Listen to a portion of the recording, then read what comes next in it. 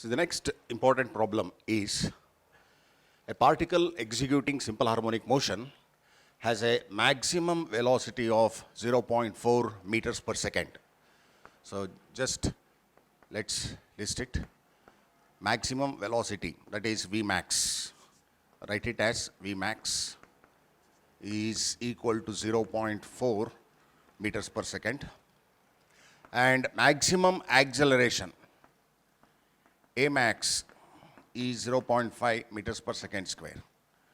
Then what else you want to find? You want to find what is the amplitude of the wave and what is the time period.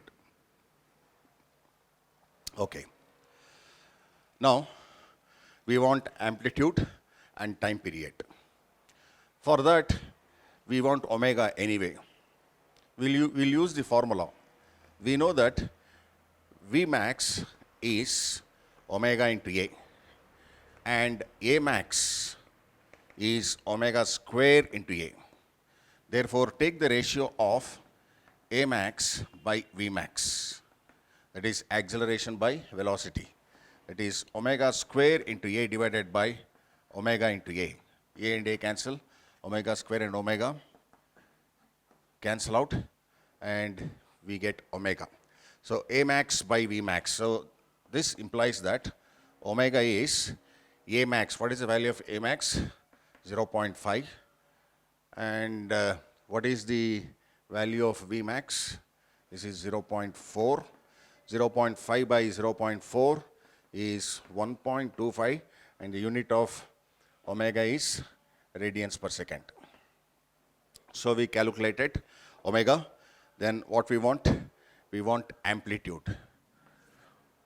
Now we know that Vmax is omega A. We already have this equation. Omega A equals Vmax. Therefore, amplitude is the ratio of Vmax divided by omega. Therefore, A equals, what is the value of maximum velocity given? 0.4 divided by what is the value of omega we got? 1.25. So 0.4 by 1.25 is around 0.32 meters. So we got the amplitude. Then what else we want to find? We want to find the time period. The time period T, is 2 pi by omega, because omega is 2 pi by T.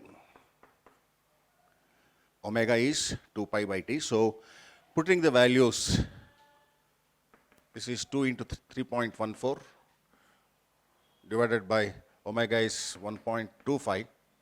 Now simplifying these values, we get around 5.03 seconds. And thus we calculated time period also. So in this problem, what do we understand?